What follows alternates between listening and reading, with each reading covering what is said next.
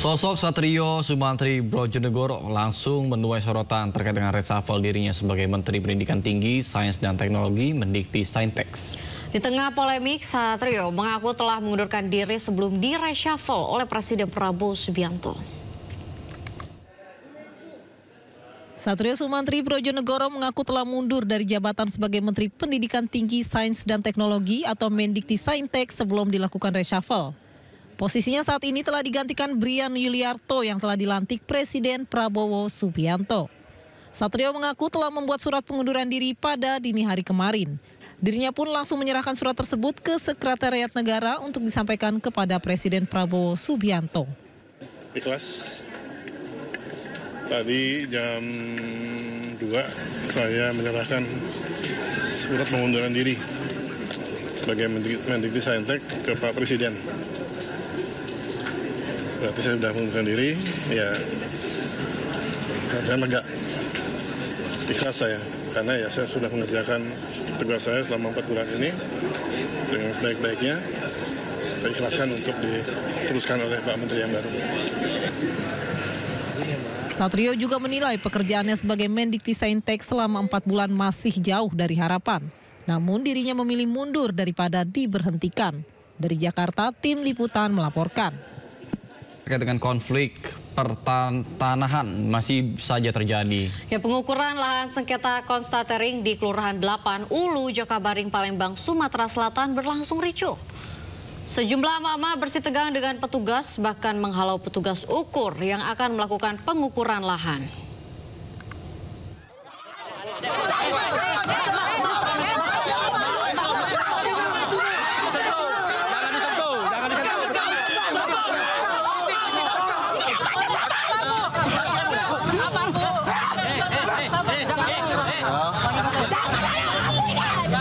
Sejumlah emak-emak terlibat kericuhan saling dorong saat menghalau petugas ukur saat pelaksanaan pengukuran sebidang lahan sengketa seluas 8.585 meter persegi yang berlokasi di Jalan Gubernur Haji Abastari, Kelurahan 15 Ulu, Kecamatan Jakabaring, Palembang, Sumatera Selatan, Rabu siang.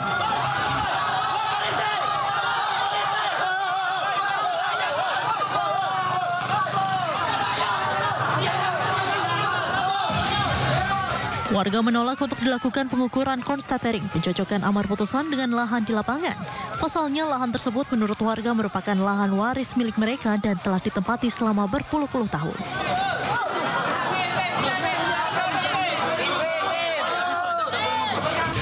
Sebelum dilakukan konstatering, warga sudah melakukan penyanggahan melalui surat bahwa putusan yang telah berkekuatan hukum tetap mengandung non-execuable atau tidak dapat dieksekusi.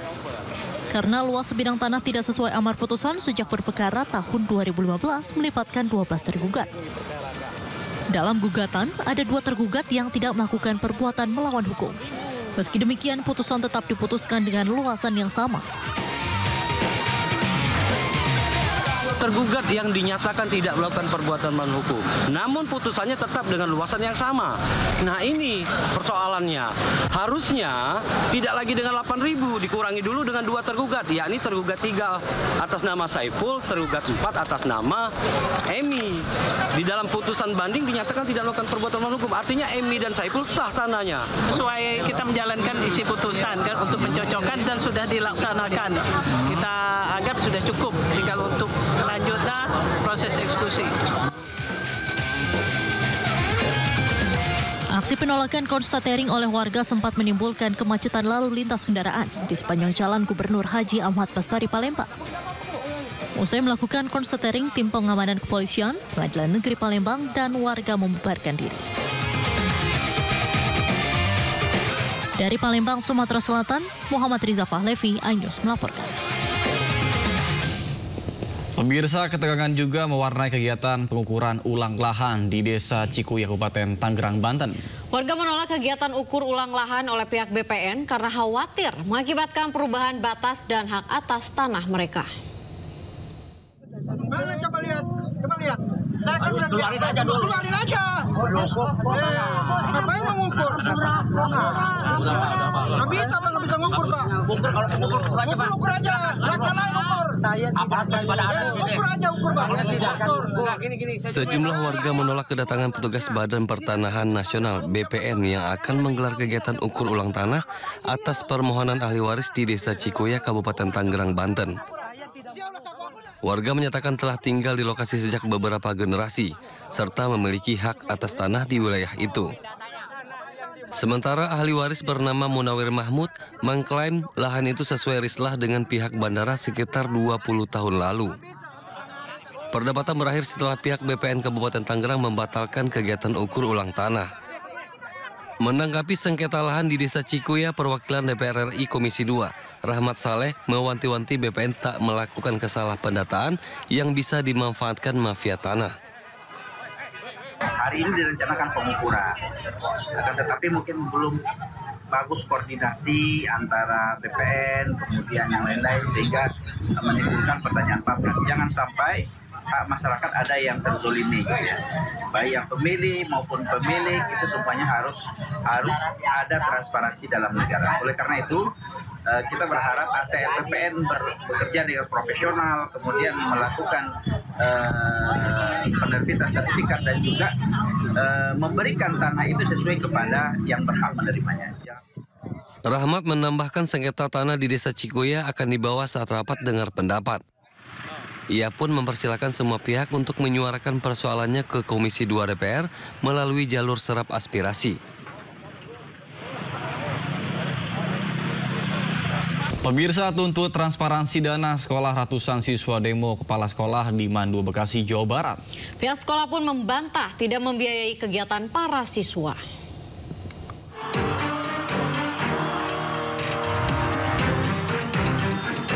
Ratusan siswa sekolah Madrasah Aliyah Negeri 2 menggelar aksi damai di halaman sekolah di Rawalumbu, Kota Bekasi. Aksi dilakukan di seluruh upacara pagi. Para siswa membentangkan spanduk berisi tuntutan terkait pengelolaan anggaran sekolah. Aksi ini sebagai bentuk protes kepada sekolah agar transparan, mengelola anggaran, dan memperbaiki fasilitas. Aksi ini muncul dari keresahan ratusan pelajar yang mempertanyakan transparansi dana sekolah, terutama terkait dengan kegiatan 15 ekstrakurikuler. Menurut siswa, dengan uang SPP sebesar Rp250.000 setiap bulan, tak sebanding dengan fasilitas yang diberikan sekolah dan dianggap kurang layak. Pada saat pertama kali menjabat pada 2023, kepala sekolah berjanji akan membangun fasilitas sekolah yang layak. Garis besarnya adalah transparansi dana dan kegiatan, serta kemana hak kami. Garis besarnya. Selain itu adalah bukti fasilitas. Yang pertama itu ada bukti fasilitas ketidaklayakan fasilitas sekolah. Dari kelas 10 sampai kelas 12, setiap fasilitasnya kita foto, kita print out. Yang bocor-bocor, yang bolong-bolong, kita perbaiki baru setengahnya. Nah, setengah kesini lagi belum terperbaiki. Ya mungkin itu yang dituntut anak-anak sebagai inspirasi, karena saya nganggapnya bukan demo ya Pak ya. Itu inspirasi dari anak-anak untuk segera memperbaiki yang bocor-bocor, karena itu tuntutannya. Ya, sekolah pun berjanji akan perbaiki fasilitas sekolah yang rusak meski tak semuanya. Sedangkan untuk alokasi dana kegiatan ekstrakurikuler, pihak sekolah sudah membayarnya hingga bulan November 2024. Dari Bekasi, Jawa Barat, Rahmat Hidayat, iNews melaporkan. Miris, pelaku pencuri kotak amal masjid menggunakan mobil mewah saat beraksi di Pamekasan, Jawa Timur. Usai melakukan aksinya, pelaku membelanjakan uang hasil curiannya di salah satu minimarket dekat masjid.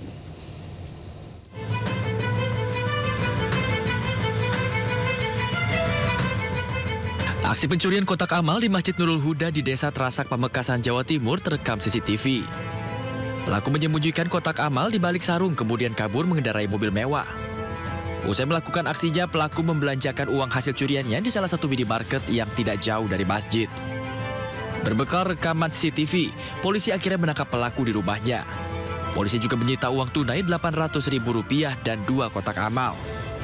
Tepatnya pukul 00.30 di Desa Terasak, Kecamatan Arangan, Masjid Nurul Huda. Terekam CCTV ini taulah dari pelaku ini terekam, dan hasil rekaman CCTV ini Intreskrim melakukan penyelidikan. Dari hasil pemeriksaan terungkap, pelaku beraksi bersama seorang rekannya yang kini buron. Untuk mempertanggungjawabkan perbuatannya, kini pelaku meringkuk di ruang tahanan Mapolres Pamekasan. Dari Pamekasan, Jawa Timur, Dedi Prianto, iNews melaporkan. Keinformasi lainnya pemirsa, Satres Narkoba Polrestabes Medan Rabu siang meringkus seorang bandar narkoba di kawasan Kampung Lalang, Medan. Dalam penangkapan, petugas sempat dihalangi oleh keluarga pelaku yang terus berteriak histeris.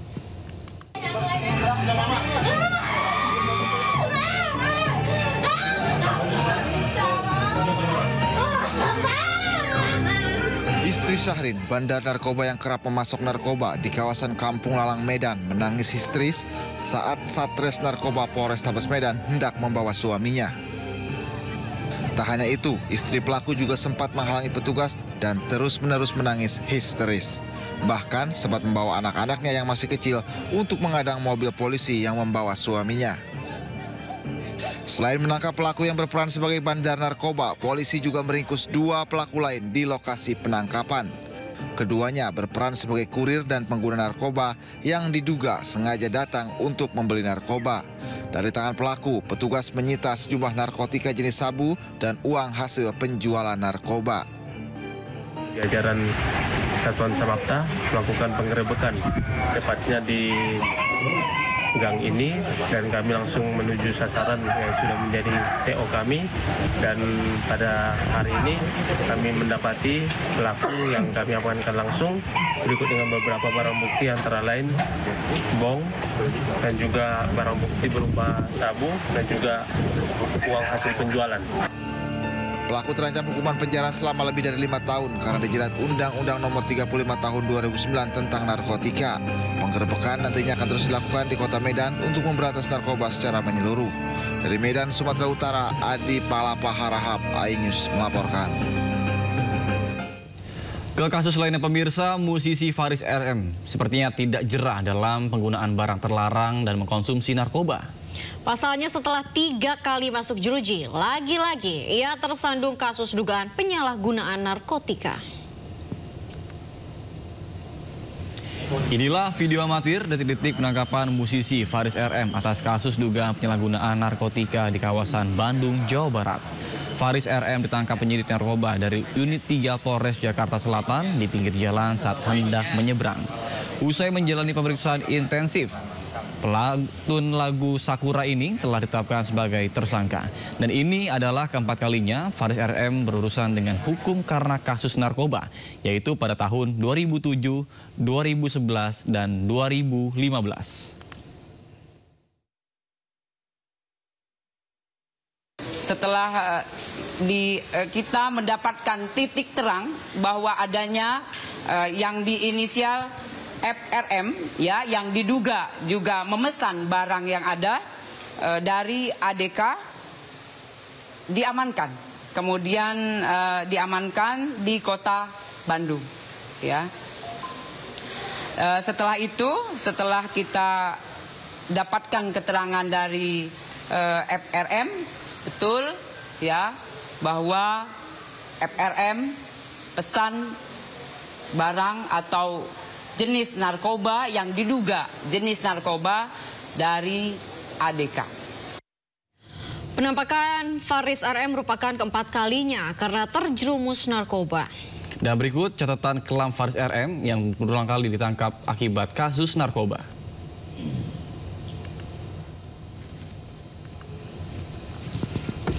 Ya, pertama kalinya Faris RM ditangkap pada 28 Oktober tahun 2007. Pelantun lagu Sakura ini ditangkap di rumahnya di Bintaro, Jakarta Selatan. Saat itu polisi menemukan narkotika jenis ganja dan heroin. Faris pun dijatuhi hukuman 8 bulan rehabilitasi di Rumah Sakit Ketergantungan Obat RSKO Cibubur. Kasus kedua tepatnya pada tanggal 25 November 2011, dirinya kembali ditangkap di rumahnya. Polisi menemukan 2 paket kecil ganja dan alat hisap sabu. Atas kasus ini dirinya dijatuhi hukuman 8 bulan penjara. Untuk ketiga kalinya, Faris RM ditangkap pada 6 Januari 2015. Faris ditangkap lagi di rumahnya di kawasan Pondok Aren, Tangerang Selatan. Polisi menemukan alat bukti berupa 1 paket heroin, 1 paket sabu beserta alat isapnya. Faris dijatuhi hukuman 8 bulan rehabilitasi. Meskipun sudah berulang kali mengaku menyesal, paman Sherina Munaf ini seolah tidak pernah kapok. Faris ditangkap kembali pada 19 Februari 2025 dan belum ada detail penangkapan kali ini. Polisi pun masih mendalami kasusnya dan akan segera menggelar rilis.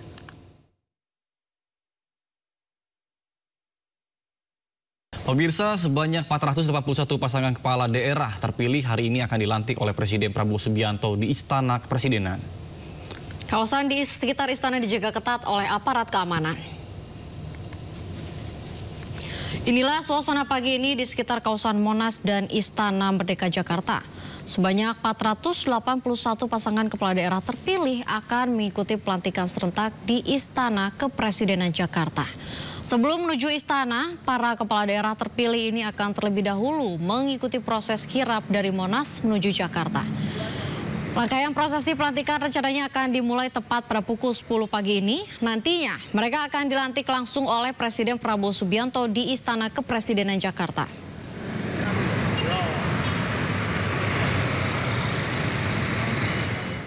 Dan pemirsa, untuk mengetahui kondisi terkini jelang pelantikan kepala daerah terpilih di Istana Kepresidenan sudah ada rekan kami Syahreza Zanski di kawasan Monas dan Jen Cahyani di Istana Negara. Dan kita akan ke Syahreza terlebih dahulu. Baik, Reza, apakah para kepala daerah sudah mulai berdatangan dan berkumpul di titik Monas? Silakan.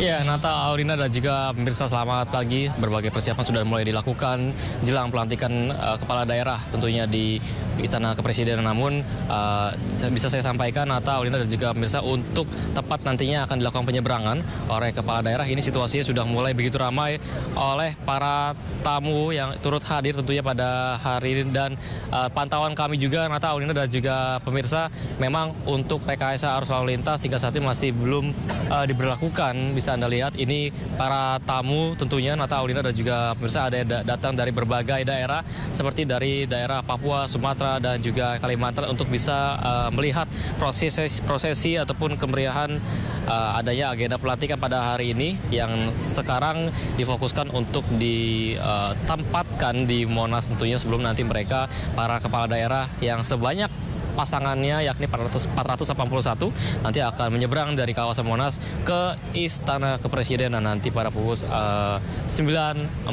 yang mereka diwajibkan sudah mulai tiba di Istana Kepresidenan. Namun untuk rekayasa arus lalu lintas memang ada beberapa dampak tentunya terkait pelantikan kepala daerah di mana beberapa jalan harus dihindarkan atau Aurina seperti Jalan Medan Merdeka sisi selatan dan Jalan Budi Kemuliaan, lalu ada Jalan Veteran 1, 2, 3 dan juga 4 serta ada Jalan Majapahit hingga simpang Jalan MH Tamrin yang menuju ke Jalan Kebon Siri Simpang. Sehingga ini diharapkan para masyarakat yang biasanya beraktivitas di dekat kawasan Ring 1 ataupun di dekat Istana Kepresidenan ataupun di kawasan Monas ini bisa menyimak beberapa jalan yang perlu dihindari pada hari. Namun dipastikan nanti para kepala daerah setelah nanti mengikuti sesi arahan dari Kementerian Dalam Negeri di kawasan Monas nanti akan melakukan long march dari Monas menuju ke Istana Kepresidenan. Dan bisa dipastikan, Nata, Aurina dan juga pemirsa, hari ini rekayasa arus lalu lintas masih tampak belum diberlakukan khususnya untuk Jalan Medan Merdeka Utara yang nanti akan digunakan para kepala daerah untuk menyeberang dari Monas menuju ke Istana Kepresidenan. Dan untuk mengetahui informasi lebih lanjut, Nata, Aurina dan juga pemirsa, berikut laporan dari rekan kami yang lain yakni Jen Cahyani. Silakan dengan laporan Anda, Jen.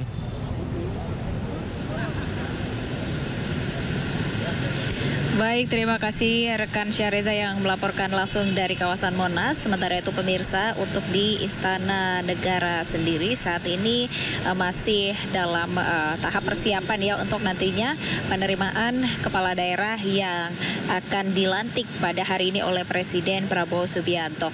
Dan seperti yang memang sudah diinformasikan sebelumnya, nanti kepala daerah yang akan dilantik sebanyak 481 kepala daerah akan berjalan dari dari area atau kawasan Silang Monas menuju ke dalam Istana Negara. Dan sesuai dengan gladi kotor dan juga gladi bersih yang kemarin sudah dilakukan juga ya, ini diharapkan hari ini prosesi untuk pelantikan kepala daerah dapat berjalan dengan kondusif.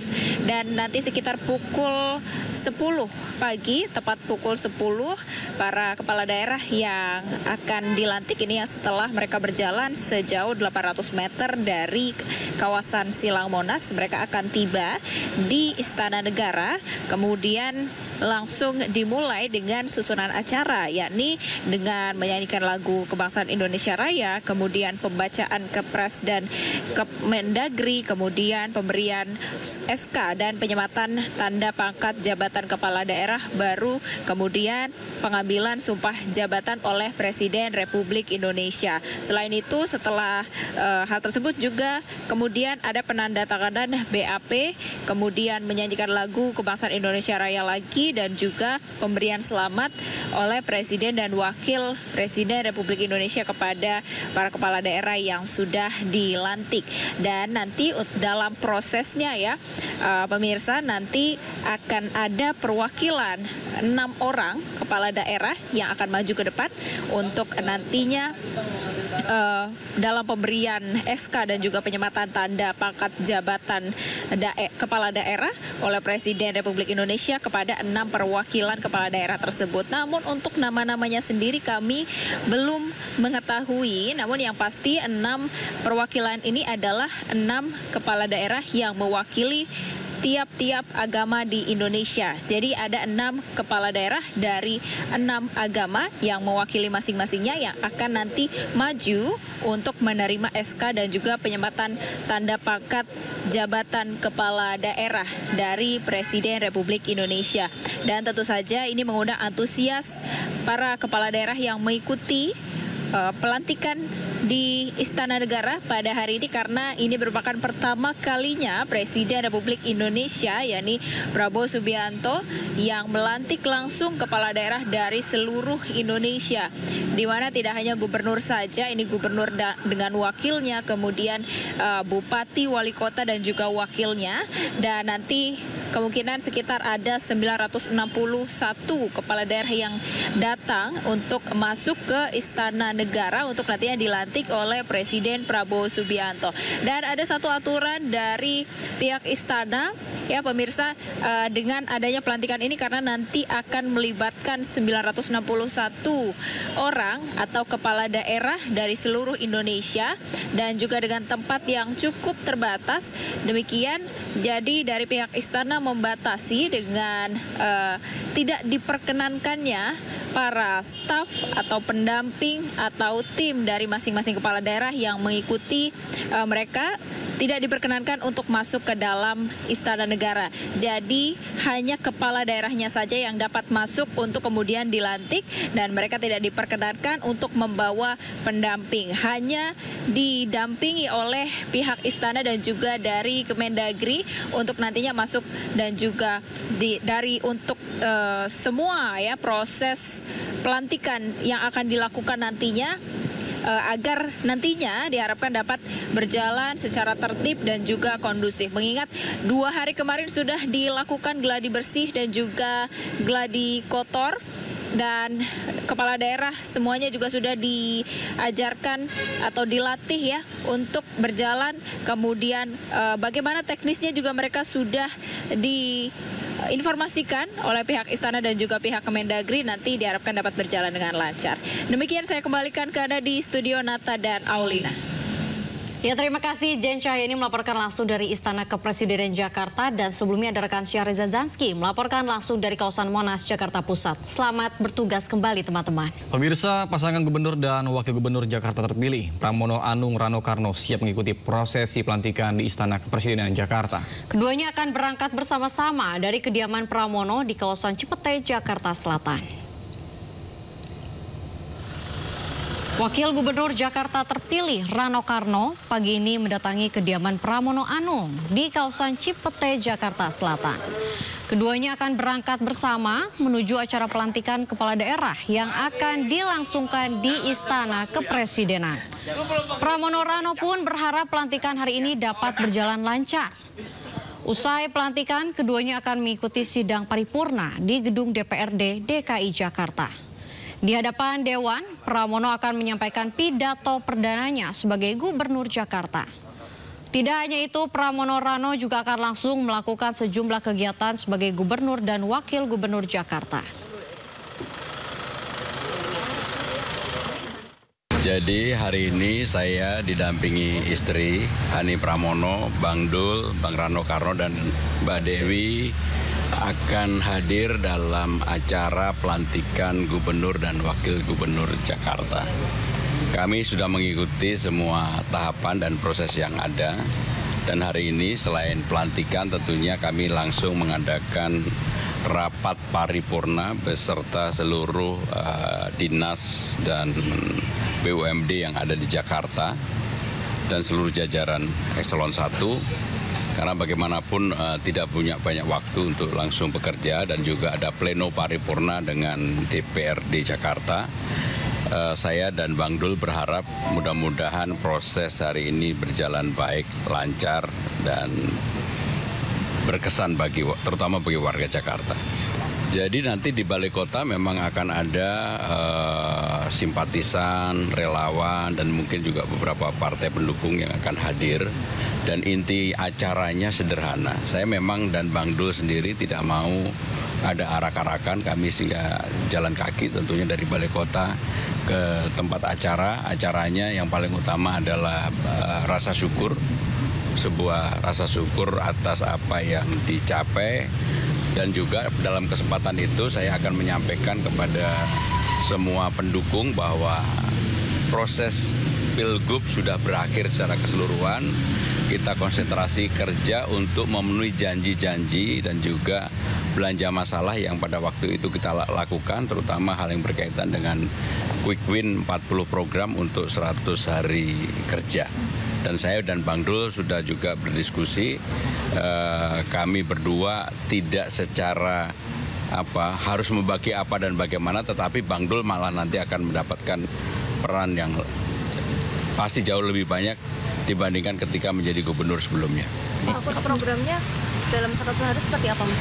Ya, yang paling utama memenuhi janji-janji yang ada. Kartu Jakarta Pintar, Jakarta Sehat, pemutihan ijazah-ijazah yang ada, kemudian mulai mempersiapkan untuk membangun balai rakyat, CCTV, makan siang gratis, sekolah swasta yang kita akan uji coba untuk juga digratiskan, taman-taman di 5 wilayah yang akan kita buka 24 jam. Jadi semuanya adalah hal-hal real yang kami sampaikan di dalam sosialisasi atau kampanye, karena seperti diketahui bersama di dalam perjalanan hampir kami tidak pernah menjanjikan sesuatu yang tidak mungkin dikerjakan.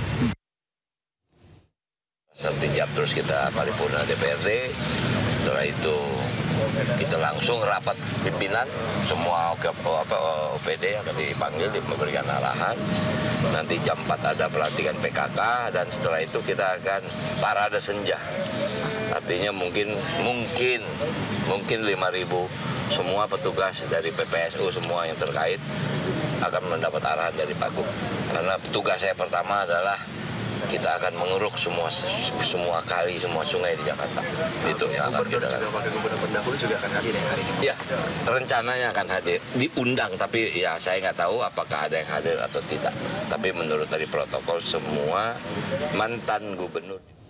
Pemirsa, berikut informasi rekayasa arus lalu lintas saat pelantikan 441 kepala daerah pada tanggal 20 Februari 2025 hari ini di Istana Negara Jakarta.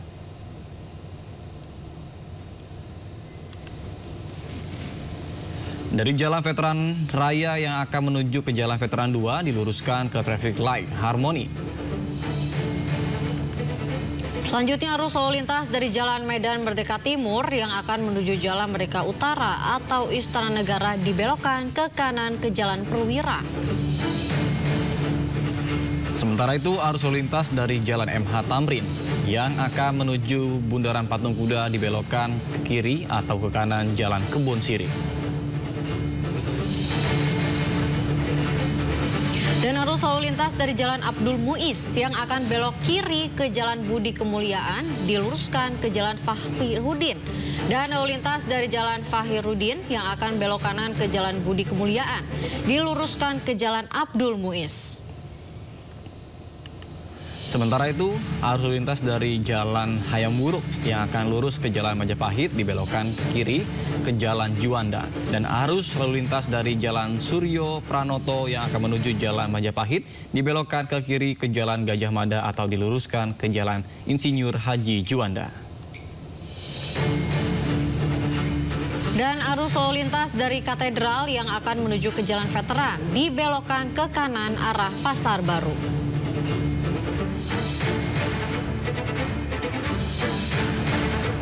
Pemirsa, jelang retreat atau pembekalan kepala daerah Indonesia terpilih yang akan digelar di Kompleks Akademi Militer Magelang, Jawa Tengah, berbagai persiapan terus dilakukan hingga menyiagakan personil keamanan selama retreat berlangsung.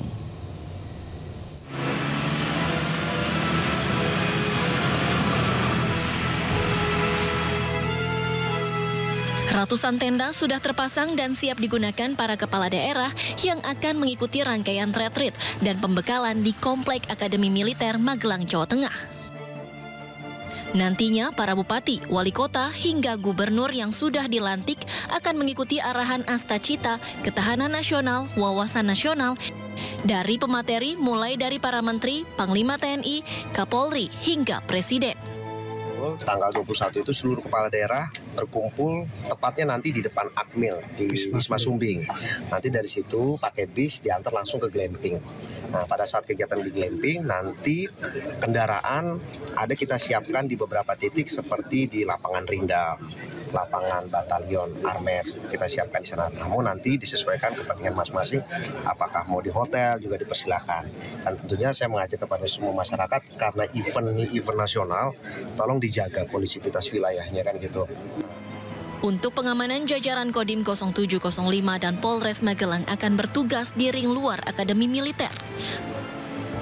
Pada 21 Februari mendatang, para kepala daerah akan berkumpul terlebih dahulu di depan Akademi Militer, kemudian masuk bersama menggunakan kendaraan dan akan dihadiri Presiden Prabowo Subianto di akhir kegiatan. Dari Magelang, Jawa Tengah, Puji Hartono, iNews melaporkan. Pemirsa, pasangan gubernur dan wakil gubernur Jakarta terpilih, Pramono Anung Rano Karno, siap mengikuti prosesi pelantikan di Istana Kepresidenan Jakarta. Keduanya akan berangkat bersama-sama dari kediaman Pramono di kawasan Cipete, Jakarta Selatan.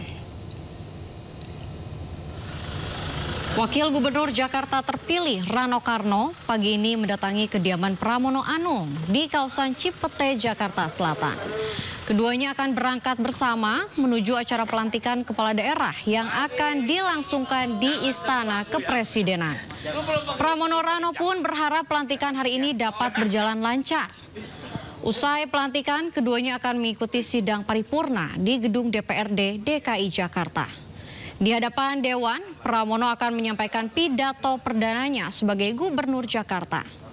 Tidak hanya itu, Pramono Rano juga akan langsung melakukan sejumlah kegiatan sebagai Gubernur dan Wakil Gubernur Jakarta. Jadi hari ini saya didampingi istri Ani Pramono, Bang Dul, Bang Rano Karno dan Mbak Dewi akan hadir dalam acara pelantikan Gubernur dan Wakil Gubernur Jakarta. Kami sudah mengikuti semua tahapan dan proses yang ada. Dan hari ini selain pelantikan tentunya kami langsung mengadakan rapat paripurna beserta seluruh dinas dan BUMD yang ada di Jakarta dan seluruh jajaran Eselon 1. Karena bagaimanapun tidak punya banyak waktu untuk langsung bekerja dan juga ada pleno paripurna dengan DPRD Jakarta. Saya dan Bang Dul berharap mudah-mudahan proses hari ini berjalan baik, lancar, dan berkesan terutama bagi warga Jakarta. Jadi nanti di Balai Kota memang akan ada simpatisan, relawan, dan mungkin juga beberapa partai pendukung yang akan hadir. Dan inti acaranya sederhana. Saya memang dan Bang Dul sendiri tidak mau ada arak-arakan, kami sehingga jalan kaki tentunya dari Balai Kota ke tempat acara. Acaranya yang paling utama adalah rasa syukur, sebuah rasa syukur atas apa yang dicapai.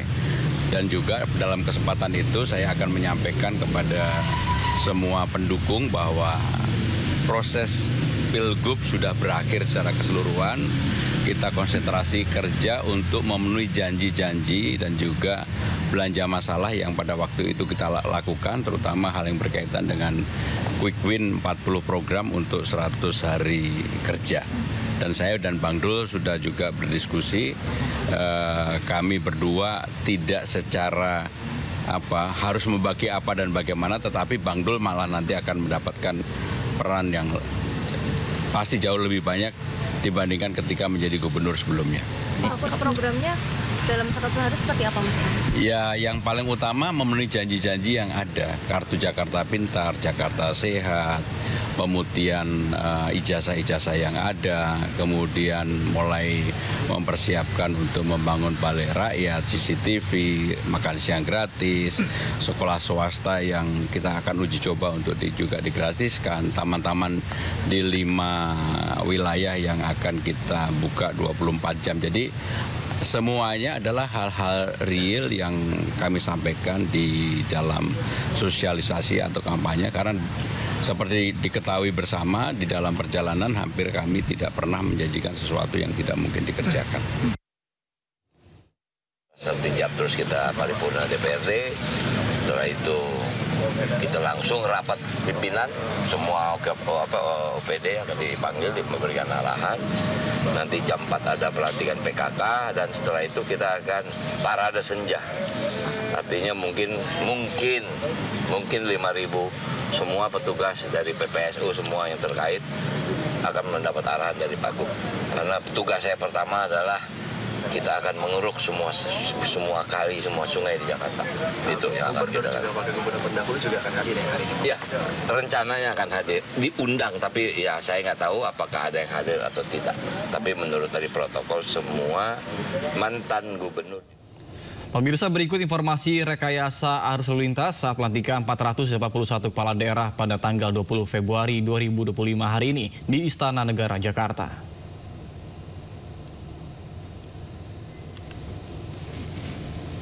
Dari Jalan Veteran Raya yang akan menuju ke Jalan Veteran 2 diluruskan ke traffic light Harmoni. Selanjutnya arus lalu lintas dari Jalan Medan Merdeka Timur yang akan menuju Jalan Merdeka Utara atau Istana Negara dibelokkan ke kanan ke Jalan Perwira. Sementara itu arus lalu lintas dari Jalan MH Tamrin yang akan menuju Bundaran Patung Kuda dibelokkan ke kiri atau ke kanan Jalan Kebon Sirih. Dan arus lalu lintas dari Jalan Abdul Muiz yang akan belok kiri ke Jalan Budi Kemuliaan diluruskan ke Jalan Fahirudin. Dan lalu lintas dari Jalan Fahirudin yang akan belok kanan ke Jalan Budi Kemuliaan diluruskan ke Jalan Abdul Muiz.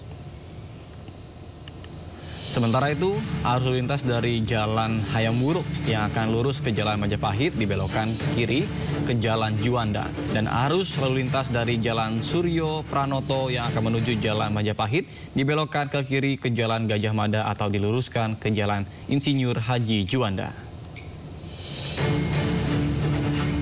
Dan arus lalu lintas dari Katedral yang akan menuju ke Jalan Veteran dibelokkan ke kanan arah Pasar Baru.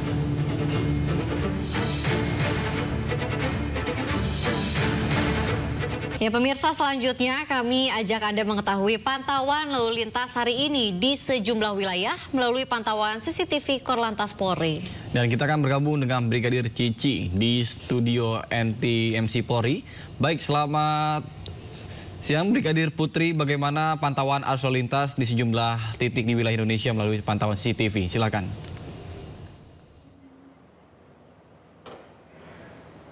Terima kasih rekan Nata dan juga rekan Aulina di studio, dan selamat pagi pemirsa. Brigadir Cikita kembali hadir untuk memberikan informasi seputar kondisi arus lalu lintas lewat pantauan CCTV NTMC Korlantas Polri. Baik, langsung saja kita akan menuju ke CCTV pertama, tepatnya di kawasan Simpang Pancoran, Jakarta Selatan. Lalu lintas pada pagi hari ini dari arah Pasar Minggu yang akan menuju ke arah Semanggi dan juga ke arah Tebet ataupun ke arah Manggarai terpantau cukup ramai. Imbas dari terus meningkatnya jumlah volume kendaraan di jam berangkat perkantoran pagi hari ini. Begitupun untuk lalu lintas dari arah Semanggi akan menuju ke arah Pasar Minggu, arah Depok, arah Tebet maupun ke arah Manggarai. Kami himbau untuk mengecek kembali kondisi fisik kendaraan Anda serta kelengkapan surat-surat kendaraan.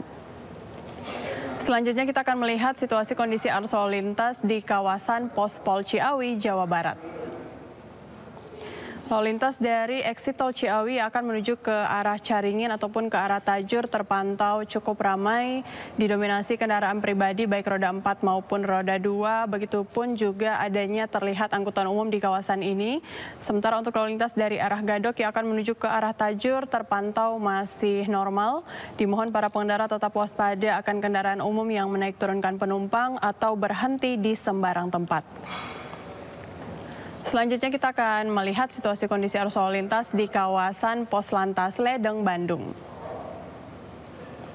Lalu lintas pagi hari ini dari arah Lembang yang akan menuju ke arah Setiabudi dan arah sebaliknya terpantau masih mengalir lancar.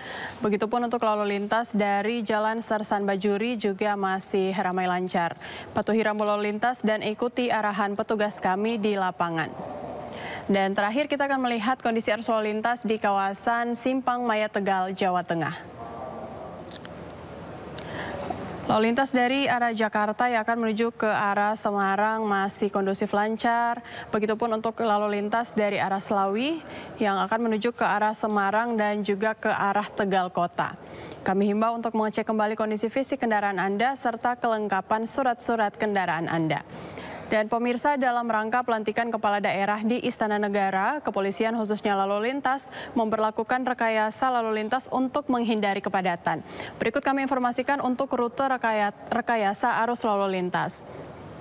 Arus lalu lintas dari Jalan Veteran yang akan menuju ke Jalan Veteran 3 diluruskan ke Traffic Light Harmony.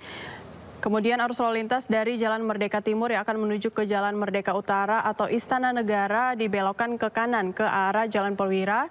Kemudian untuk arus lalu lintas dari Jalan Ridwan Rais yang akan menuju ke Jalan Merdeka Selatan diluruskan ke Jalan Merdeka Timur.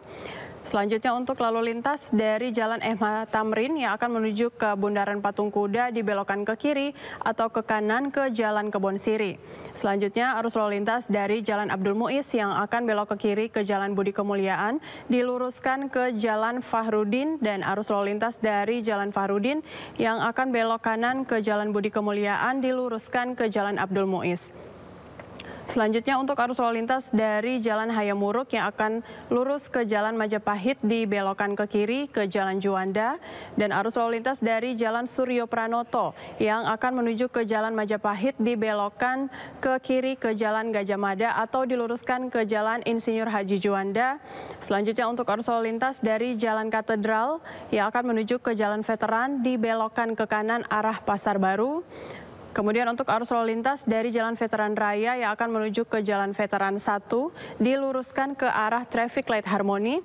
Dan terakhir untuk arus lalu lintas dari Jalan Veteran Raya yang akan menuju ke Jalan Veteran 2 diluruskan ke arah Traffic Light Harmony. Dan untuk mengupdate seputar informasi kondisi arus lalu lintas lainnya, kami siap melayani Anda di call center kami 1500669 ataupun layanan SMS Center di 9119. Stop pelanggaran, stop kecelakaan, keselamatan untuk kemanusiaan, dan salam presisi. Terima kasih Brigadir Ciki atas laporannya dari studio NTMC Polri. Selamat bertugas kembali dan salam presisi. Pemirsa, Presiden Prabowo Subianto melakukan reshuffle kabinet dengan melantik Guru Besar ITB, Profesor Brian Yuliarto sebagai Menteri Pendidikan Tinggi, Sains dan Teknologi, menggantikan Satrio Sumantri Brojonegoro. Presiden juga melantik kepala dan wakil kepala lembaga. Undang-undang Dasar Negara akan setia kepada Undang-Undang Dasar Negara Republik Indonesia. Presiden Prabowo Subianto resmi melantik Guru Besar Institut Teknologi Bandung atau ITB, Brian Yuliarto menjadi Menteri Pendidikan Tinggi, Sains dan Teknologi Mendikti-Saintek menggantikan Satrio Sumantri Brojonegoro. Selain itu, Prabowo juga melantik 3 kepala lembaga dan 2 wakil kepala lembaga, di antaranya Kepala dan Wakil Kepala BPKP Muhammad Yusuf Ateh dan Agustina Arumsari, Kepala dan Wakil Kepala BPS Amalia Adininggar dan Widya Santi, serta Kepala Badan Cyber dan Sandi Negara atau BSSN Letjen Tri Nugroho Sulistyo Budi. Ini merupakan pertama kalinya Prabowo melakukan reshuffle kabinet sejak resmi menjabat sebagai presiden pada Oktober 2024. Sementara Satrio Sumantri Brojonegoro menjadi menteri pertama dalam kabinet Merah Putih yang direshuffle oleh Presiden Prabowo Subianto. Pemirsa, Menteri Pendidikan Tinggi, Sains dan Teknologi Mendikti-Saintek Brian Yuliarto baru saja dilantik menggantikan Satrio Sumantri Brojonegoro. Sosoknya memiliki segudang prestasi di bidang ilmu pengetahuan dan teknologi. Berikut profil lengkap Brian Yuliarto.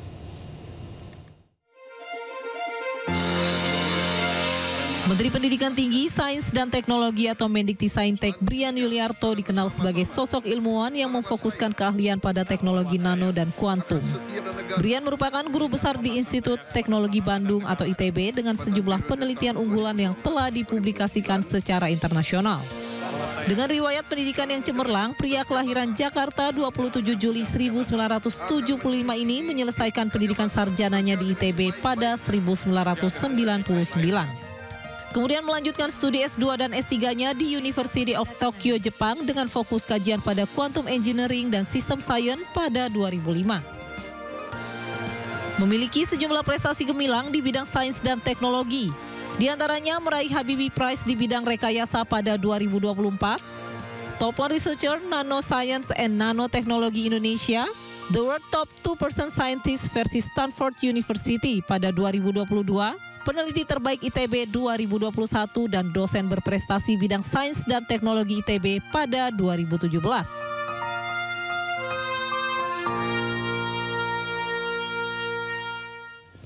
Sosok Satrio Sumantri Brojonegoro langsung menuai sorotan terkait dengan reshuffle dirinya sebagai Menteri Pendidikan Tinggi, Sains dan Teknologi Mendikti-Saintek.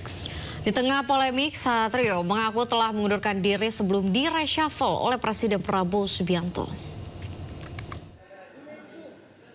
Satrio Sumantri Brojonegoro mengaku telah mundur dari jabatan sebagai Menteri Pendidikan Tinggi, Sains dan Teknologi atau Mendikti-Saintek sebelum dilakukan reshuffle.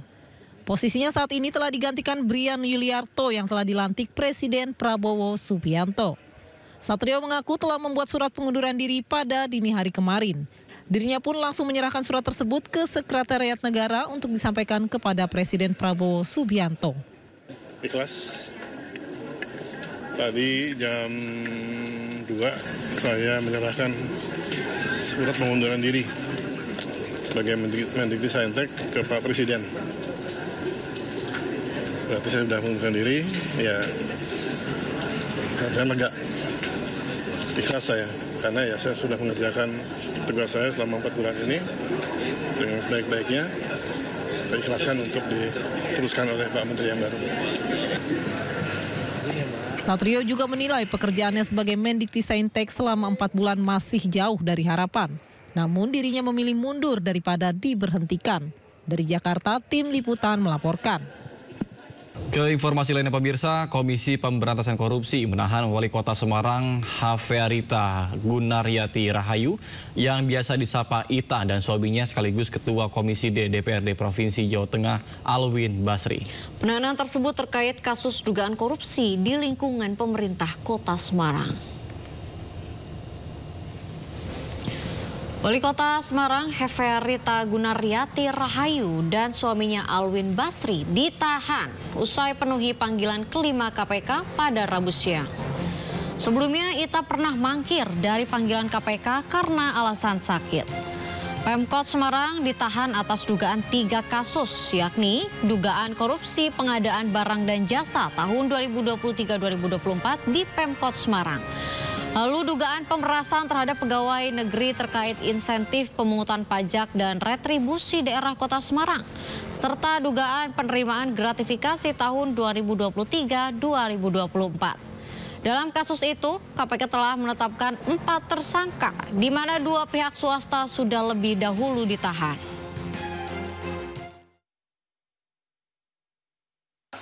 Bahwa terhadap saudara HGR dan saudara AP dilakukan penahanan rumah tahanan negara kelas 1 Jakarta Timur, cabang rumah tahanan KPK selama 20 hari, terhitung sejak 19 Februari 2025 sampai dengan tanggal 10 Maret 2025. Pemirsa, hari ini KPK akan kembali memeriksa Sekjen PDIP Hasto Kristianto sebagai tersangka kasus suap pergantian antar waktu anggota DPR dan perintangan penyidikan. Meski Hasto kembali mengajukan pra-peradilan, penahanan Hasto tergantung dari hasil pemeriksaan nanti.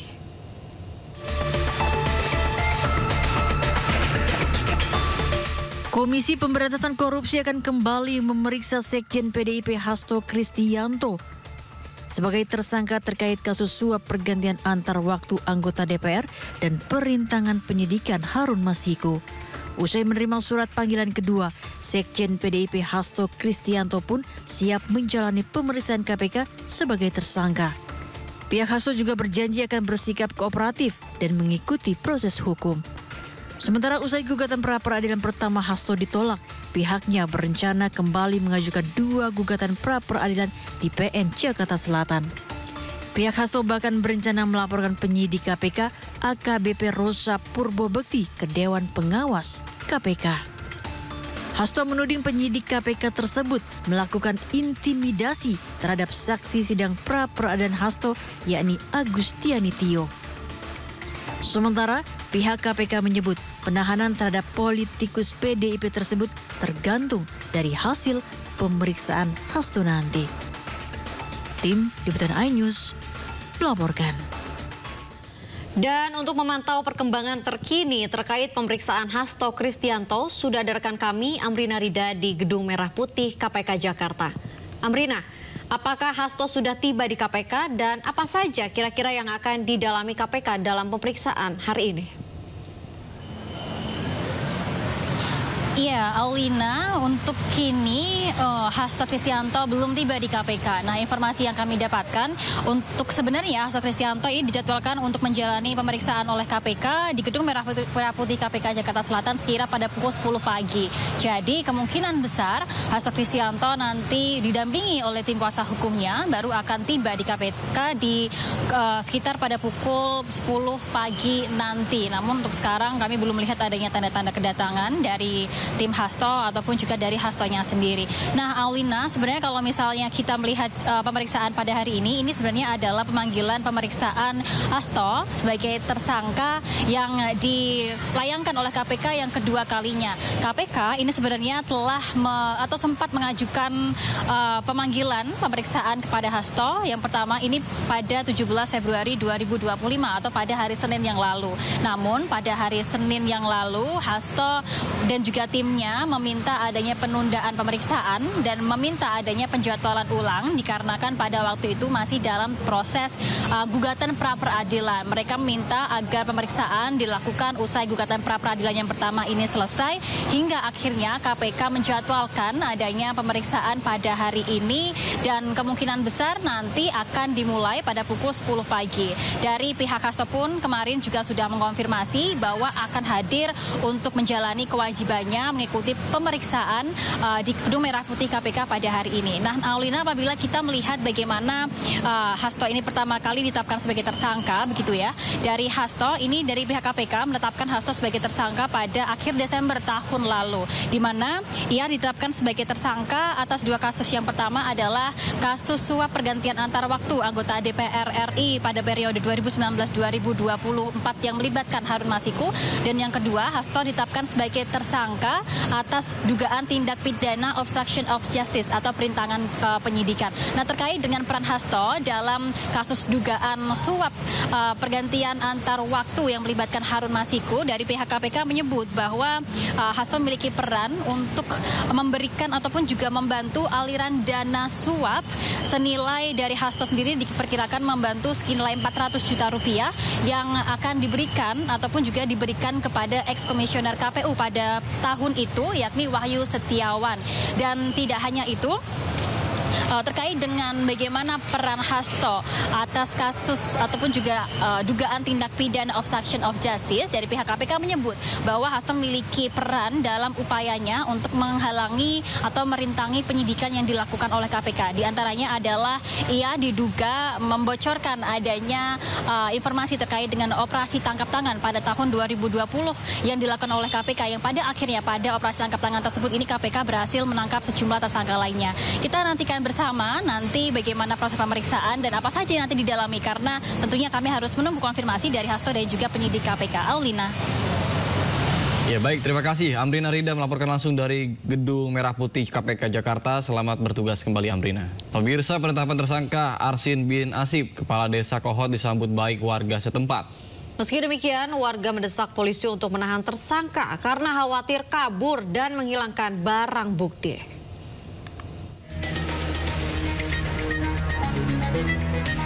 Warga Kampung Alarjiban, Desa Kohot, Kecamatan Paku Haji, mengapresiasi Bareskrim Polri menetapkan Kepala Desa Kohot Arsin bin Asip sebagai tersangka dalam kasus pemalsuan dokumen sertifikat HGB dan SHM Pagar Laut Tangerang, Banten. Penetapan ini dianggap mewakili rasa sakit hati warga Kohot akibat ulah tersangka yang merugikan nelayan dan masyarakat pesisir. Selain itu, warga juga meminta para tersangka segera ditahan karena dikhawatirkan menghilangkan barang bukti, serta mendesak Bareskrim Polri untuk mengusut tuntas dalam pagar laut di perairan Kabupaten Tangerang, Banten. Para tersangka harus segera diamankan, Pak. Segera ditahan, dikhawatirkan kabur lah istilahnya ya, melarikan diri, kemudian juga bisa ya menghilangkan barang-barang bukti. Kami inginnya semuanya lah diusut tuntas kan, karena memang ini ada yang memerintahkan, ya kan, ini kan alasannya kan kepala desa kemarin ceritanya korban kan, korban, berarti kalau korban kan pasti ada pelaku dong, ya pelaku di atasnya siapa, pelaku di bawahnya siapa, ini yang kami inginkan ya harus segera diproses atau ditangkap biar lebih jelas lagi siapa saja di atasnya dan di bawahnya. Selain menetapkan tersangka pada Arsin, polisi juga menetapkan tersangka pada UK, Sekretaris Desa, serta CE dan SP selaku penerima kuasa. Dari Kabupaten Tangerang, Banten, Aimarani, iNews melaporkan.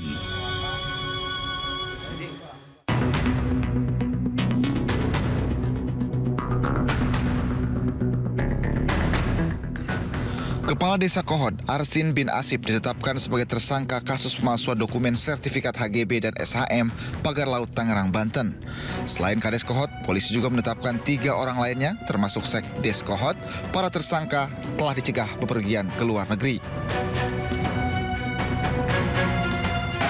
Saudara A selaku Kades Kohot, Saudara UK selaku Sekdes Kohot, Saudara SP selaku penerima kuasa, dan Saudara CE selaku penerima kuasa telah kita sepakat kita tetapkan sebagai tersangka. Dalam kasus Pagar Laut, masyarakat anti korupsi telah melaporkan adanya dugaan korupsi ke Kejaksaan Agung. Maki membawa sejumlah alat bukti mulai dari dokumen, akta jual beli yang diduga palsu hingga mencatat nama Menteri Agraria dan Tata Ruang sebagai saksi dalam dugaan korupsi tersebut. Maki pun mengaku percaya Kejaksaan Agung bisa mengungkap dugaan korupsi di Pagar Laut ini. Menteri Koordinator Infrastruktur dan Pembangunan Kewilayahan Agus Harimurti Yudhoyono melalui staf khususnya Herzaki Mahendra menyebut ada dugaan penyalahgunaan wewenang dalam penerbitan sertifikat Pagar Laut di Tangerang. Menko AHY mendorong agar dilakukan investigasi dan hasilnya disampaikan ke publik. Mantan Menko Polhukam sekaligus pakar hukum tata negara Mahfud MD meminta para menteri yang terseret perkara pagar laut di Tangerang, Banten tidak takut untuk mengungkap dalang di balik kasus ini. Menurut Mahfud, pihak yang bertanggung jawab secara pidana adalah pejabat yang menerima delegasi wewenang penerbitan sertifikat pagar laut. Selain dugaan pidana korupsi, pagar laut juga dinilai telah merusak lingkungan. Lalu apakah tersangka pagar laut akan berhenti di Kades Kohot? Tim Liputan iNews melaporkan. Ramai di media sosial tagar kabur aja dulu. Ungkapan kekecewaan terhadap pemerintah. Menanggapi fenomena tersebut, pemerintah menyebut mempersilahkan warga Indonesia merantau. Hashtag apa-apa, masa hashtag kita peduliin. Ya, terakhir dari Kemenlu menyatakan kalau ya nggak masalah, itu hak dari setiap warga. Kabur aja lah, jangan balik lagi. Tren tagar kabur aja dulu ramai di media sosial. Tagar ini muncul sebagai ungkapan kekecewaan masyarakat yang mengeluhkan sulitnya mendapat pekerjaan dan penghidupan yang layak di tanah air. Menanggapi fenomena ini, pemerintah buka suara. Wakil Menteri Ketenagakerjaan Emmanuel Ebenezer mengeluarkan pernyataan kontroversial. Wamenaker tak mempersoalkan tagar tersebut dan bahkan mempersilahkan warga negara Indonesia jika ingin bekerja di luar negeri.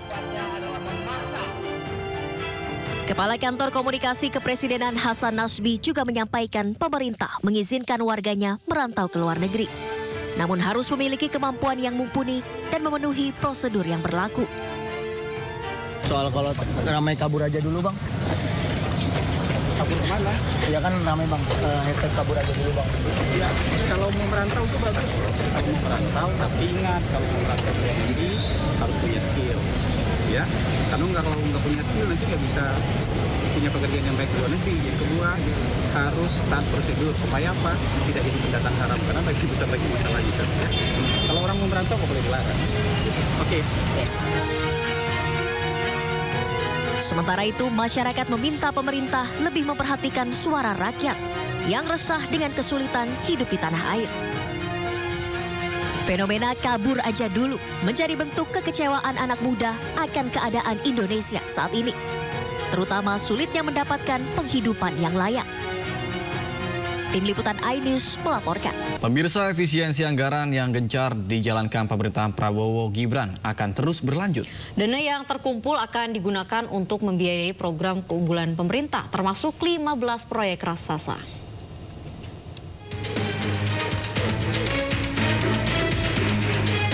Guna meluncurkan program pemerintah, Presiden Prabowo akan meluncurkan Badan Pengelola Investasi Daya Anagata Nusantara Danantara pada 24 Februari 2025. Danantara akan mengawal 15 mega proyek nasional yang telah disiapkan. Dalam pidatonya di HUT Partai Gerindra, Presiden Prabowo pastikan tidak akan bergantung pada investasi asing. 15 proyek, mega proyek yang miliar-miliar dolar kita mulai tanpa kita minta investasi dari luar negeri. Kita akan wujudkan cita-cita Bung Karno, berdiri di atas kaki kita sendiri. Kita tidak akan minta-minta. Ada yang datang dari luar, hanya bisa bilang, silakan, Anda mau masuk ke Indonesia, kami terbuka. Tapi kita tidak akan mengemis. Selain mengawal proyek raksasa milik pemerintah, Danantara juga akan mengelola sejumlah BUMN. Daftar BUMN yang dikelola Danantara adalah Bank Mandiri, Bank BRI, Bank BNI, PLN, Pertamina, Telkom Indonesia, dan Min ID. Presiden Prabowo pun mengajak presiden sebelumnya untuk menjadi pengawas Danantara. Aset awal Danantara sebesar 14.000 triliun rupiah. Tahun ini dana sebesar 20 miliar rupiah akan dialokasikan untuk proyek-proyek strategis. Tim Liputan iNews melaporkan. Pemirsa, Bank Indonesia akan menyiapkan penukaran uang tunai baru selama bulan suci Ramadan. Namun tidak seperti tahun sebelumnya, penukaran uang baru tahun ini harus melalui aplikasi pintar Bank Indonesia. Baik, Assalamualaikum warahmatullahi wabarakatuh. Yang kami hormati, Bank Indonesia memastikan tetap mengadakan layanan penukaran uang baru jelang Idul Fitri tahun ini. Uang tunai baru yang akan disiapkan Bank Indonesia pada bulan Ramadan mencapai 180,9 triliun rupiah. Uang tunai tersebut sedikit menurun dari tahun lalu yang mencapai 197,6 triliun rupiah. Proses penukaran uang tunai selama Ramadan dimulai pada 3 Maret hingga 27 Maret 2025. Bank Indonesia juga tidak akan menerima penukaran secara langsung, melainkan melalui aplikasi Pintar Bank Indonesia. Dan tentunya untuk mengurangi kredit ya, kita nggak lagi terima goso gitu ya. Jadi kita nggak terima goso istilahnya, jadi orang datang tanpa langsung gitu, tapi diwajibkan masuk ke aplikasi Pintar kita, ya Pintar BI Go ID. Nah, jadi nanti semua jadi bisa rapi dan informasinya bisa jelas di sana. Dalam proses pelayanan penukaran uang tunai, Bank Indonesia juga akan bekerja sama dengan bank swasta yang akan membuat layanan penukaran uang keliling reguler di titik-titik tertentu seperti di Monas dan Masjid.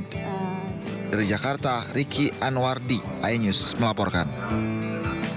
Kementerian Pekerjaan Umum akan menambah 58 km tol dibuka fungsional alias gratis selama periode libur Lebaran 2025. Langkah ini untuk mendukung kelancaran arus mudik dan arus balik.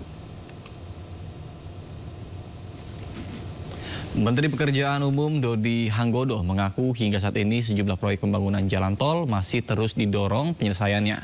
Beberapa diantaranya termasuk ke dalam jaringan jalan tol Trans Sumatera dan jalan tol Trans Jawa. Rencananya H-10 sebelum libur Lebaran jalan tol tersebut sudah dapat dibuka dan dioperasikan secara fungsional. Kementerian PU juga telah meninjau beberapa lokasi pembangunan tol untuk memastikan jalannya proses pembangunan tersebut.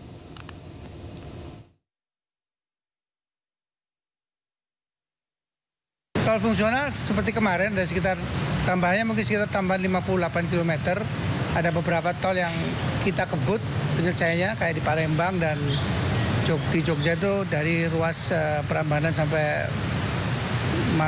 dekat-dekat bandara itu sekitar 6 kiloan lah. Kita sedang kebut supaya bisa difungsionalkan juga supaya mengurai kemacetan pada saat ada arus mudik. Informasi seputar wisata pemirsa dan Aulina. Nah, bagi yang mau menikmati air terjun bagaikan lukisan di alam namun nyata. Nah, kalian bisa datang ke Lumajang, Jawa Timur. Ya, dari tempat ini Anda bisa merasakan indahnya air terjun Kapas Biru. Kayak gimana Nata ya? Dan berikut informasinya untuk Anda.